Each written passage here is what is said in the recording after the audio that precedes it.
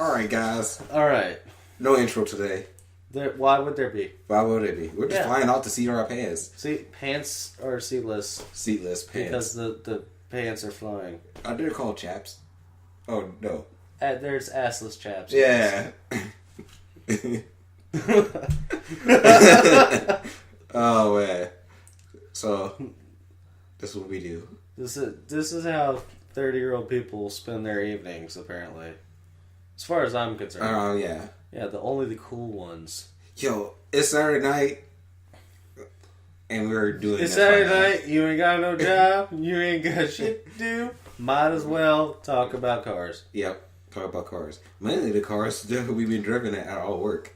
Yeah, we both have jobs that require us to drive customers' vehicles. Yep. And some not. I got to drive a Hummer today. Oh, which one? H2. Oh, the big one. The big was. boxy one. Can I tell you stuff about it? What? Okay. This thing has obviously been driven. It had almost 200,000 miles on it. Good day. 6 liter. Ooh. Black with purple flames. What? 100%. Oh my gosh. 21, 22 inch wheels that probably were brand new when it came out. Oh my gosh. Curb rash and all kinds of brake dust. Just years of, that stuff. Yeah. Ugh. But didn't it feel... Oh, I'm sorry. That's a jump around. No, go ahead. But when you were driving it, did it feel every bit of its weight? Honestly, it did not. Really? It really didn't. It drove just like a Yukon. It was just bigger.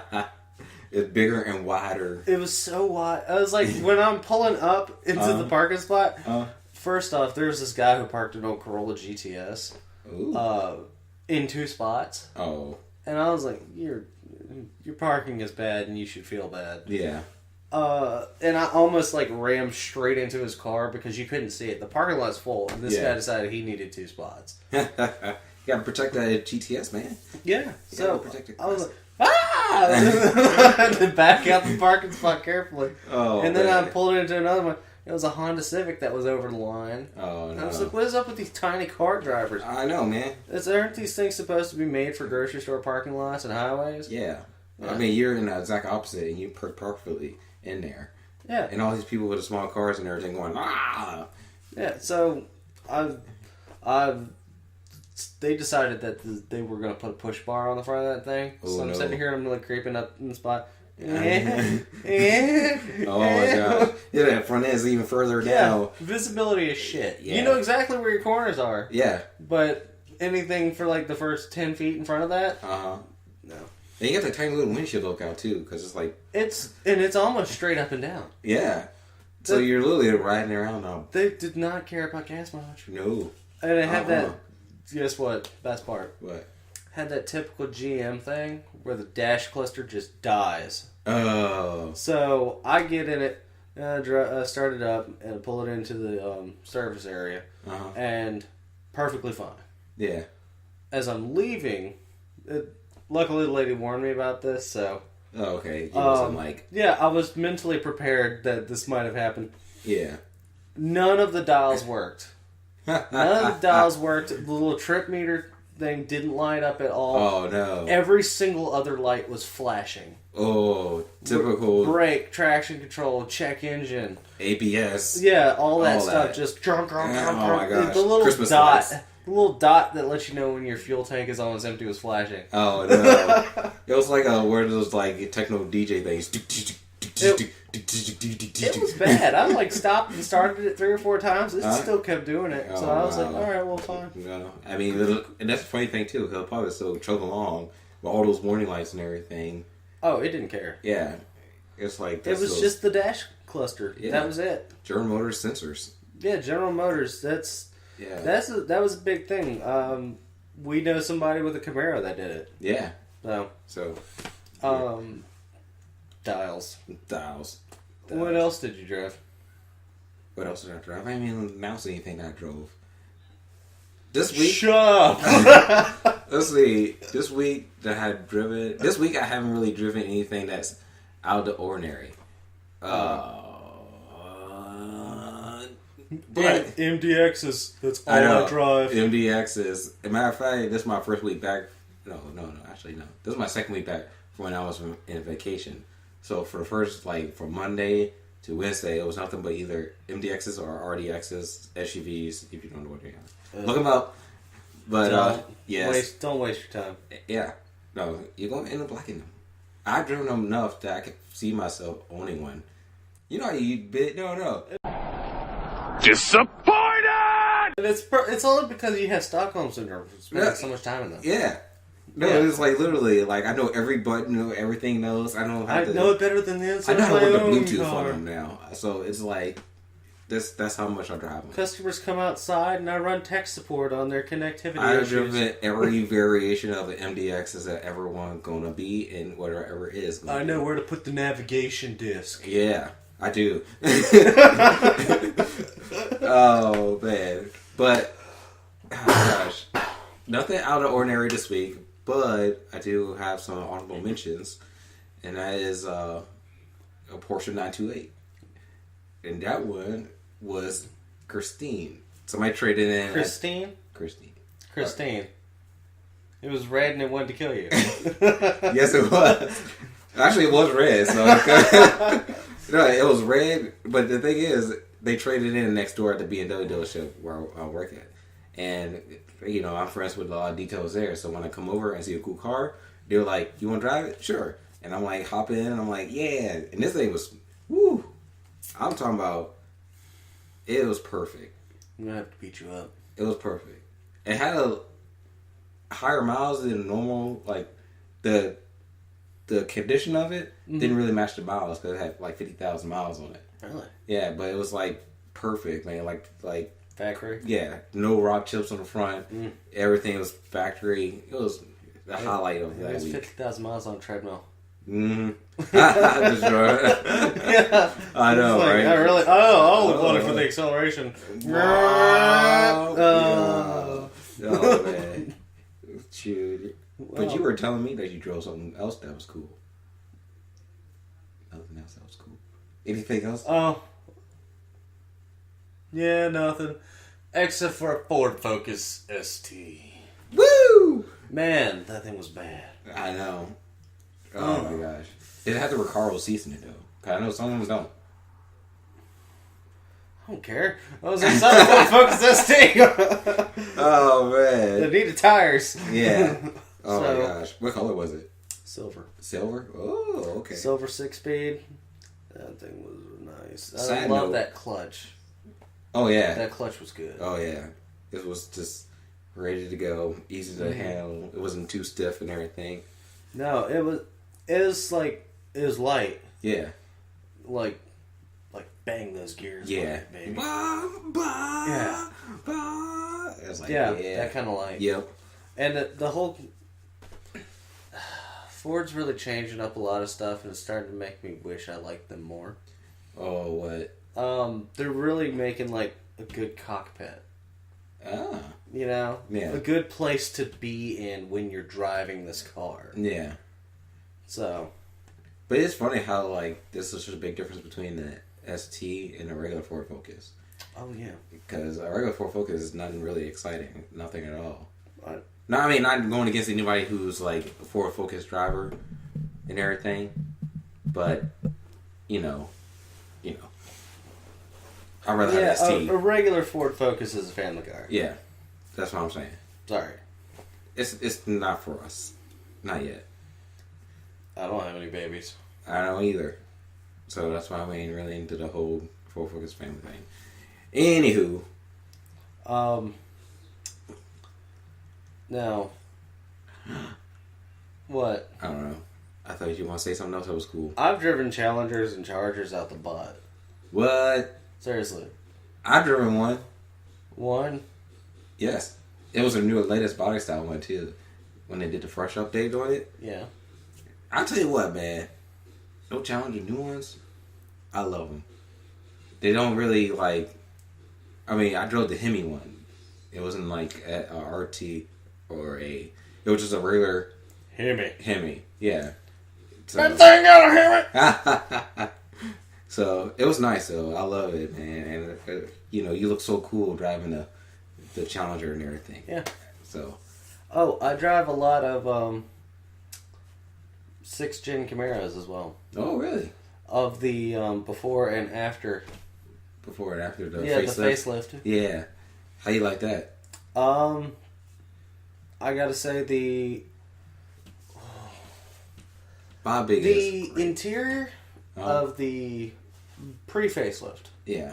Like 2010, 2011. When they went super retro. Yeah, when they went super retro. Yeah. I like the small gauges on the... on the center console? On the center. Yeah. I like that a lot. They got rid of it. Yeah. And the newer thing, and I never liked the radio in the first one. No. It was awful. It was bad. It was bad. Lady I know with the ZL1 has the touchscreen. In her 2014, 2015. So that's like after facelift when they went more squinty. Yeah. Mm-hmm. Yeah. Yep. That's a fantastic unit, and I really like the suede seats. Ooh. Suede. Yeah. Suede leather seats or just suede? Just the whole thing suede. Suede is leather. Well, I mean, suede is leather. You know, you got some cars with the actual leather and the suede insert. Oh, no. Yeah. Suede. Suede seats, man. Yeah. Suede is the way to go if you wanted leather. Because, like, I'm sure it's probably more of a pain to keep clean. Yeah. But it's so soft. So soft, so smooth. Yeah. Hard to clean, though. Hard to clean. Well, when you can just stain in it, that's just... If it were up to me and I was going to have one as a daily and I wanted to keep its value up, as soon as I bought it, toss in a couple of halfway decent, like, aftermarket buckets. Yeah. And then when you're ready to sell it, pop them back in. Pop the heated leather all-electric seats back in. Yeah. And people will marvel at the fact that they work like brand new. Of course they do. They haven't been used. Take them out and just rock them up and put them all in the storage. And probably do that clear bra. The vinyl. Yeah. Yeah. The thing about that is that don't keep it on there for long because any bugs that get into it, they get stuck in there and they kind of leave them nasty. It started looking like nasty. It starts to turn brown and it starts to peel up after a while. But they're perfect when they're like brand new and everything. I will say this. The Chevrolet clutches, very good. Very good? Very good in the new Camaros. I've driven probably 6 of them. Oh. Including, at least, and one of them was a V6. Really? And the V6 was pretty nice. It definitely wasn't the V8. No. It was very obvious. Yeah. As soon as you started it up, they just handed me the keys and they said, "Hey, take this car." I said, "Right on."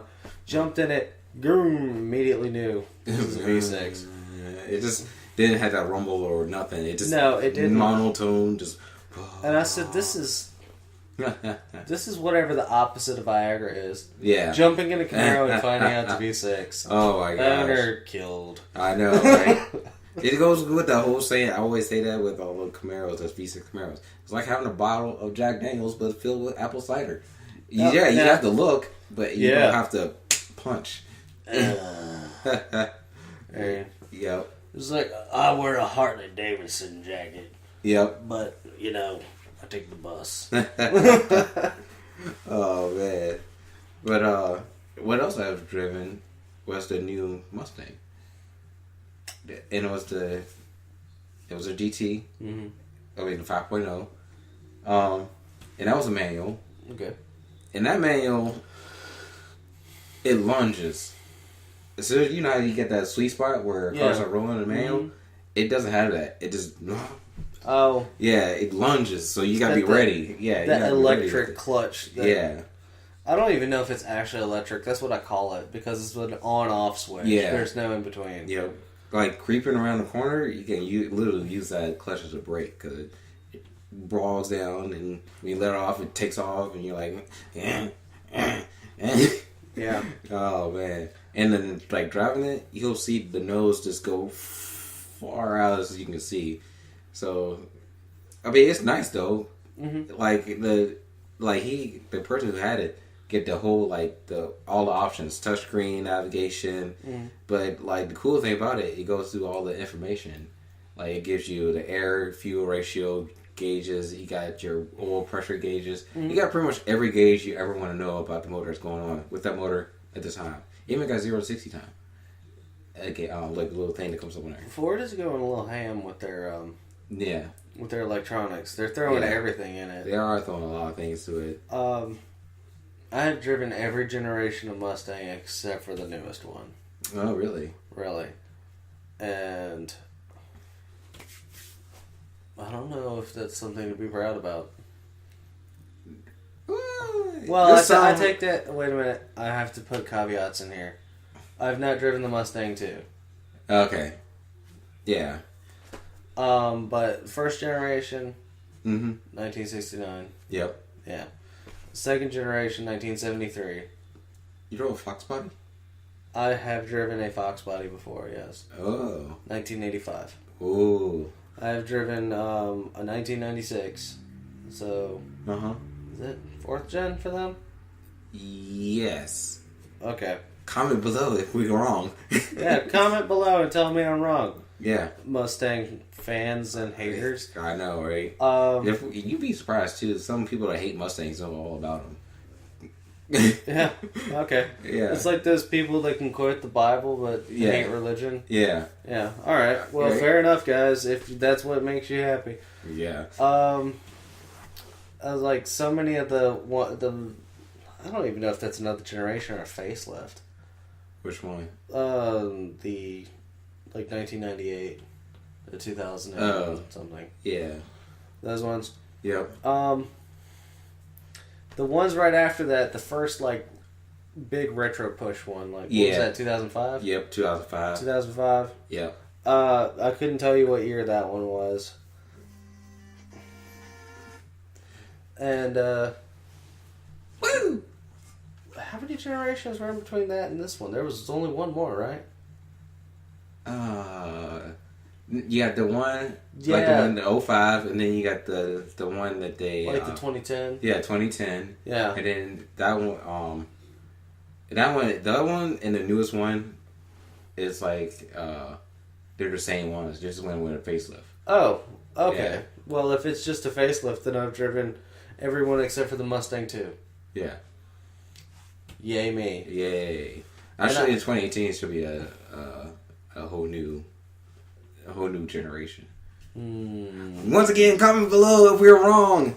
Yeah, please. We obviously did not take any time to do any research. We don't do research around here. Yeah, research is for people with glasses, geeks. I just realized this is Saturday Night Rambling. We're just rambling on. But that's because we just love to ramble. Yeah, because we're good at it. Yeah, we're good at it. That's why. So what? You're not as good as we are. Just like you know, right? What he said. I don't even know what he said. Oh, man. So, tell me one more thing. Oh, I did drive one of the most expensive cars I ever driven. And that, of course, you know, is a Bentley Continental. I'm sorry. The Bentley Continental? The Bentley Continental. The Bentley Continental? The Bentley Continental. Yeah. Surely you said the Continental Bentley. The Continental Bentley? The Continental Bentley. Yeah. Because it's as big as a continent, right? Yeah. Yeah. It's huge. Is it huge? Is it bigger than Buick? Yeah. Oh, man. It's about just as wide as it, too. But I'll tell you one thing. The road bastard. Yeah. I'll tell you one thing. It did have its problems, though. Oh, no. Yep. The air ride on it was going out in the front. So if you let it sit for a while, it's like the bumper barely sitting above the ground on the front. And the battery died in it. Because it was trying to pump itself back up all the time. Yep. Yep. And so that was a funny thing too, because it died in the detail bay when we were cleaning it. So we were looking up how to jumpstart a Bentley Continental. And there was a whole, 15-minute video of how to jumpstart a Bentley. And we were like, no, forget it, whatsoever, whatever, Yeah. Because it's it's an expensive car. Push it out to the road. Yeah. Yep, that's what we were getting ready to do. But luckily for me, I got in the car and it just had enough juice to go, like that. Barely dead battery. It's like, hurry up, get into the parking spot before it dies again. Oh. So, I did. And I got down on it. No, you didn't. Yes, I did. You did not. Yeah, I did. You liar. It's the weirdest acceleration I ever felt. Because it's not like a vicious, like, bah, like that. It's more like a, like that. It's like a very gentleman, like, type of acceleration. It's the ramp up to warp speed. Yeah. That's all it is? Yep. And you're just kind of like, you know it's fast, because it's like a big old, like, V12. Or, was it V12? Yes, it was. Yeah. Yeah, it was a big old V12, so it was like, bah, like. So it was not a GT. No, it was. It was. Yeah. Then how come you didn't say Bentley Continental GT earlier? Because I don't know. Because I don't know. Gritting my cheek. Right the now. only good reason. Gritting my cheek. That's what he's doing. Okay. But that was cool. Oh, and then I drove something else that was really quick too. It was like really quick. This was a Volkswagen Golf R. The new one? I haven't seen it. Ooh. That is every bit of... You know how people will be like... You ever driven like a turbocharged car? Yes. And you know that boost, when a boost kicks in? I drove a 2007 Volkswagen Passat 1.8 turbo. Ooh. Automatic. Oh. Yeah. So it was more like... Oh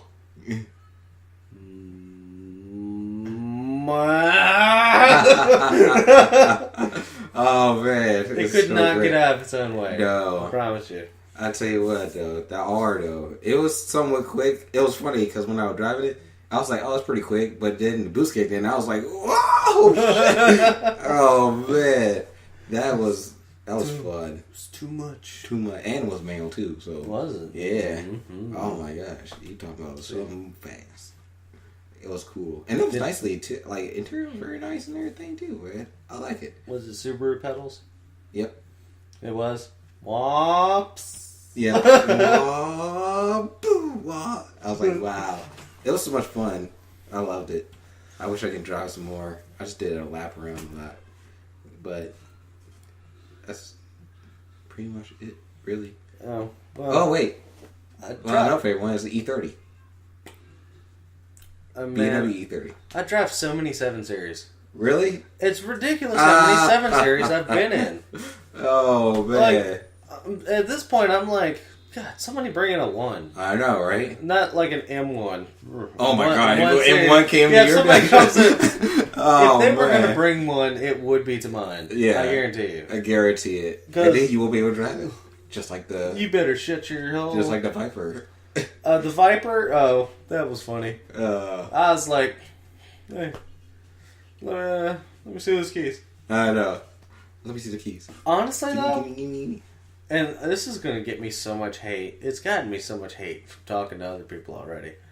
That Viper is one of those things, you know how like you'll look at a picture and you'll be like, I don't know how we all were with the Panamera. Yeah. And then you see one in real life and you're like, actually, it's not terrible. Ah, yeah. Yeah, actually, and then after a couple of times of seeing it in different colors and from different angles, you're like, it's actually, you know, not a bad looking car. No. I mean, it's still goofy looking, but it's not a bad looking car. No. The Viper? Honestly. This Viper, at least whatever generation it was, I think it was in 09.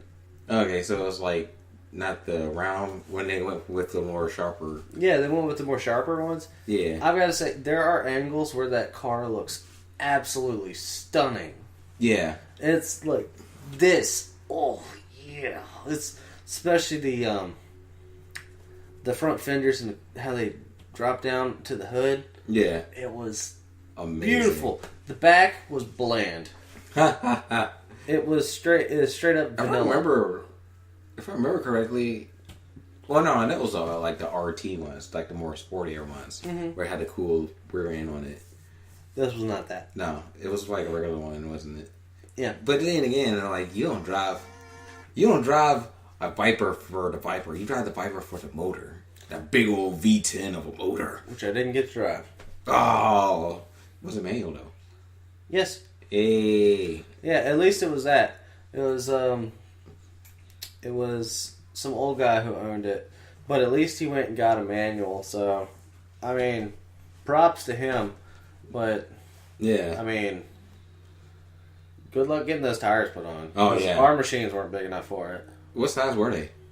God, they were like 19s, but they were deep. Oof, like 19 by...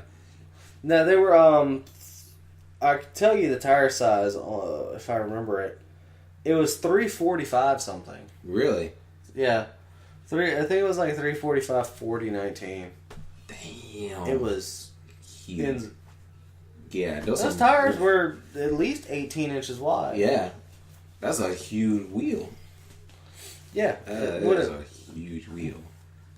So, obviously, you know, we were like, hey, sorry, man, we can't work on it. And he was like, oh, but I called you. I said you could work on 19-inch rims. You didn't say that they were like this wide. I know, right? Oh my gosh. That's ridiculous. I wonder where he probably end up going, man. He probably gotta go to some like custom rim shop, or I gotta go straight to Dodge for that. I talked to the flatbed driver, and he told me that we were the 4th place he went. Really? And no one else could do it. Wow. So he said, it doesn't bother me. I'm getting paid either way. Yeah. Except for he did start telling me that he got paid a flat rate. Oh, no. So he got paid like probably just before he left. Yeah. And he's unloaded and loaded this thing 4 times. Good day. Yeah. Yeah. So that's the disadvantage of owning an exotic car or sports car. What do you call it? Exotic or sports car? Comment below if you sports car. It's not a hypercar. No, it's not a hypercar. What'd you call it? Exotic? It's a Viper. Yeah. Some people say it's a muscle car. Okay. But yeah, I don't know. But it goes along with the Corvette. Is the Corvette exotic or is it a muscle? It's not a muscle, but it's just a sports Let's car? not get into this conversation. Let's continue with whatever you have also. That'd be an idea for another car. No, video. Because I'm all right. Well, maybe for the clickbait. Yeah, you're gonna ask that question: the Chevy Corvette, sports car or exotic? Ooh. So, name something else, because I've. Oh wait, you just went. I like driving minis. Really? Minis, yeah. Yeah. I see. Actually, I've seen a lot of minis, and I've never seen an automatic one. Yeah. So that's always nice. Oh yeah. As a matter of fact, at the mini dealership, the loaner car fleet, some of them are manuals, and it actually was like, would you have a manual or automatic when you come in for service? Yeah. Hey, I like their little key pucks. Yeah. Those things are cool. Little round key pucks. Yeah. You just. There's a Duke. I don't know. The first time I got in there, though, I was like, where you put the key at? Because it was like, I didn't see it. And then I was like, oh. Duke. And it goes in there nice and the ones that satisfying, man. The Nissans that plug in on the left. Oh, yeah. Down on the bottom. Like on G35s and 350s. Or Infinities. Yeah, Infinities. Yeah. Should have been more specific, Infinity fans. I realize you paid more for your fancy Nissan. I apologize. But on my point, I do like the G35s better because they're better looking. As I point to my lips and nose. Oh, yeah. Compared to the 350Z, the G35 is way better. Especially G37s are like my favorite ones. I love the way they look. I've gotten a couple of G37s then, including a G37X coupe. Which I didn't even know that was a thing. Yeah. And so the X is an all-wheel drive, yes? Yeah. That's what I was always raised on. Yeah. That X means you got all-wheel drive, kid. Yeah. So the G37X coupe. Yep. So that threw me for a loop. I was like, really? Ooh. That's pretty awesome. Yeah. And then I got in it, and I got the seat to where I was comfortable driving it, and then I looked in the back, because these legs aren't long. No. And I was like, nobody could fit behind me. No. Lieutenant Dan could fit behind me. Yeah. Those seats don't have a lot of leg room in the back. I bet you if I was in it. Why did they put those seats in there? Seriously. Insurance purposes, just like insurance purposes. They don't count your seats; they count your doors. Yeah, no, they don't. They do count the seats. That's why they put back seats. Well, then my insurance better drop because I got 6 seats. Yeah, they do. They're probably cheaper than a sport car. That's why they have. That's why they got back seats in the BRZ. Nobody can sit in the back seat of the BRZ. Really? Yeah. I was always told it was split doors. Yeah, guys, if you have a BRZ, let Justin drive it to see. Yeah, if you have a BRZ, I will give you my address. Yeah. And you can let me drive it, and I promise that you might get it back. No, you know what we're gonna do? What? Bring your BRZ. We'll get Justin to sit in the back seat to prove how less room is in the back seat. If I can fit in the back seat of your BRZ, I get to have your BRZ. No. I'll tell you what. If you tell me that I can fit in the back seat of your BRZ, then I will gladly sit back there. And if you can let me get comfortable and still drive all the way out to Devil's Backbone, I'll buy you your beer. Yeah. That'd be cool. Oh, damn. That'd be a good one. Yeah, it would be good. Especially because you're going to have to bring a wheelchair along for me because I know my legs are going to be cut off in that car. Yeah. Oh, man. Oh, that's another thing I've driven that you haven't. Wait. Have a you wheelchair? No. Talking back to the BRZ. I did drove a FRS. Oh, Two of them. No, I haven't driven one. I drove an automatic one and a manual one. You sassy bitch. Yep, so I know how both of them feel. Mm-hmm. The automatic one feels just like a Corolla. Oh, yeah, I believe that. Yeah. But the main one actually feels right. It feels right? It feels like it belongs in there. Why do you make me want that car so bad? Oh my gosh. It took every bit of me not to, like... Bust it? Yeah. Yeah. Because it's just so flingable. It's just so light on its feet. Dude, you Jeez. don't even know. Because I have to go figure eight half of the cars. Oh my gosh. And I get some really nasty stuff occasionally. Uh-huh. Like, just... Like when you mean nasty, you mean loud, like loungy? I mean cars that soft. handle. Oh, really? Although, I will say this. I got into like a DC2 Integra the other day. I hope I got that right. Yeah, wait, is it the one Square headlights. The square headlights? Yeah. Yes. Okay. Because the DC5 is the RX6. Yeah. I don't care. I can already see all the guys watching this video is like... Hey, Honda bro. Yeah, Hit all me the Honda up. bros would be like, you... Yeah. Capital letters! Yeah, capital letters. I drove an Integra. Alright.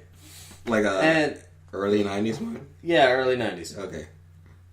And that thing was broken to shit. Oh. It was a really, really, really bad car with low miles somehow. Oh, really? I have no idea. Like under 100,000 miles? No, it was like about 110. Oh, okay. It's about 110. really low. But, and everything looked like, you know, like if you were to factor in normal wear and tear of a car, just imagine how it would look after only like 7 or 8 years. Yeah. That's about how it looked. Oh. Everything was broken though. Oh. Like How? the radio didn't work, the dash didn't work. The car barely ran.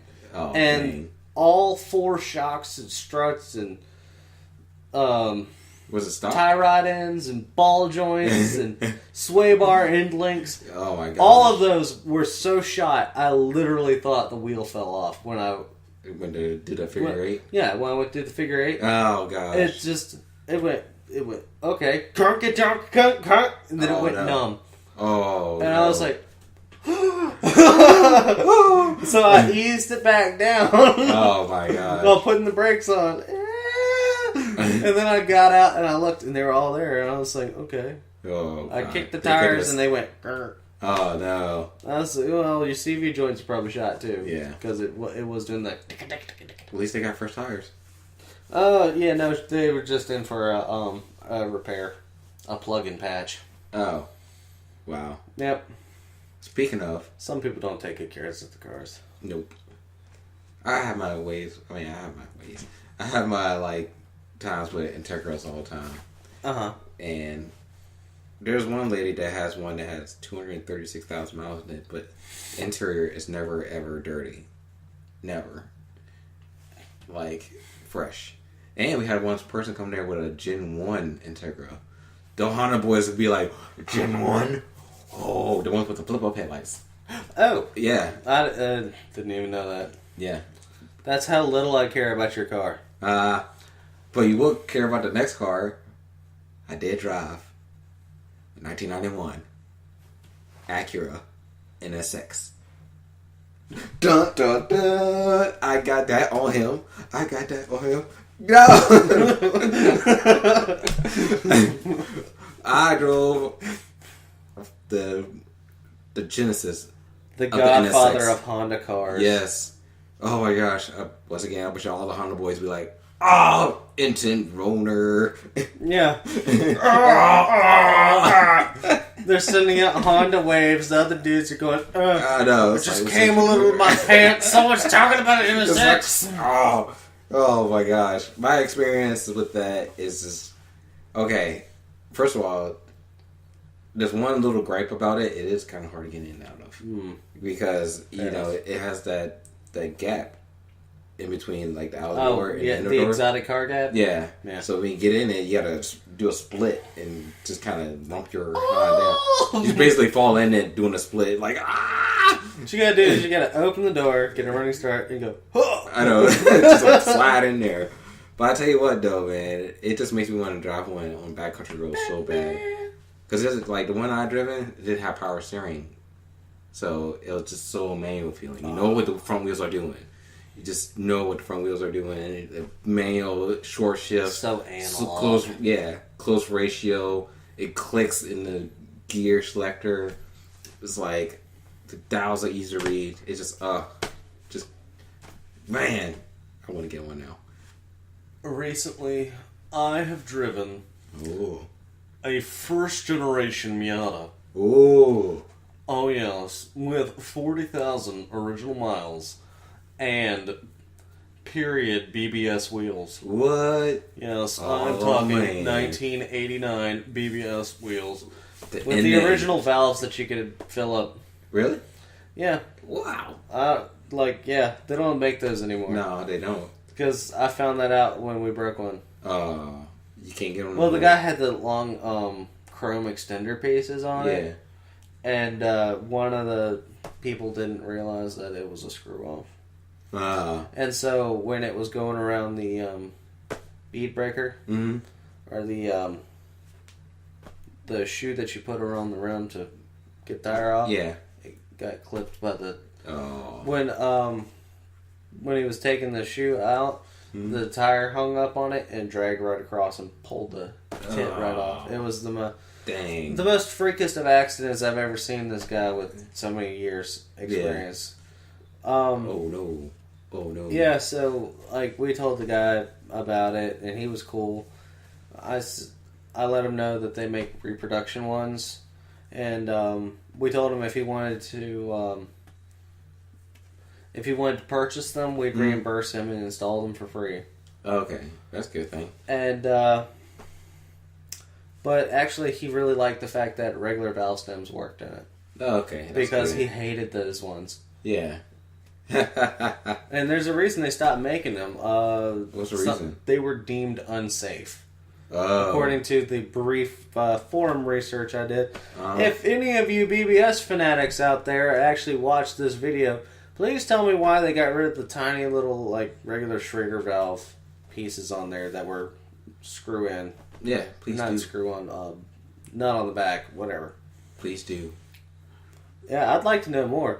Because BBSs are, getting to look at some of them up close. Real ones. Yeah. I was very surprised. I was like, these are really well-made wheels. Yeah. So. Anyway. Oh, man. I think I heard yours over there, too. Yeah, it's vibrating. Well, what about you? Have you seen... let's see. If I just had to think. Oh, I got to drive, an Isuzu. I sent you pictures of it. Oh gosh. The Isuzu car that was tuned by Lotus. That was totally that thing That was not. I'm looking it up right now. Go away. I'm going. Go away. I'm on 4% battery. You better work. Better work. Greg, tell them about something else. Tell them about something else. I drove something that entertained me for a while. And it was a big old Dodge Ram 3500 diesel. It was manual too. I tell you one thing. Driving it make you feel like you're driving an 18-wheeler. Because first gear didn't do anything. It had that granny gear first gear, Justin. Mm-hmm. And it was like, whoosh, whoa. That kind of entertained me. Was it the Impulse? No. Are you sure? I'm not sure either. Because I feel like Impulse was the diesel on it. No. That was a Pulsar. Pulsar. Yeah, Pulsar. No, that wasn't what you drove. That was 100% what I drove right there. Oh, that's cool. Yeah. Justin's going to put a picture of it somewhere on the screen. Wait for your freaking finger to find a spot. Right there. Right. Right in front of us. Right here. You know I'm the one that edits this, right? So, I'm going to take well, you going to make me... No, what I'm going to do is I'm going to cut out all of my talking and just have you laughing at nothing. You too. Both of them gonna be laughing the whole entire video. I know, but I can cut that out. No, you can't.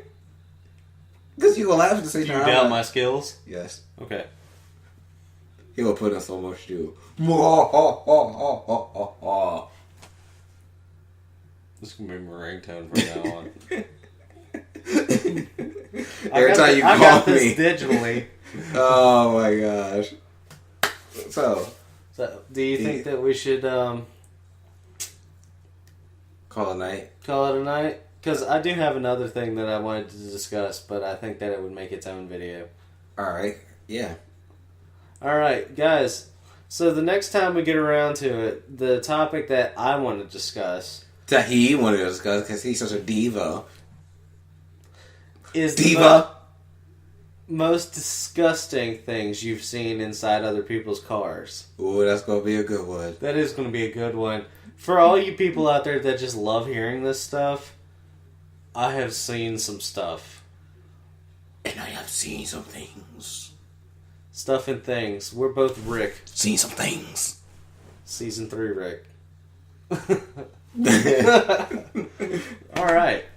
Thanks, guys. This was Unscripted Car Talk. I'm Justin. This is literally Unscripted, and I am Greg. Thank you.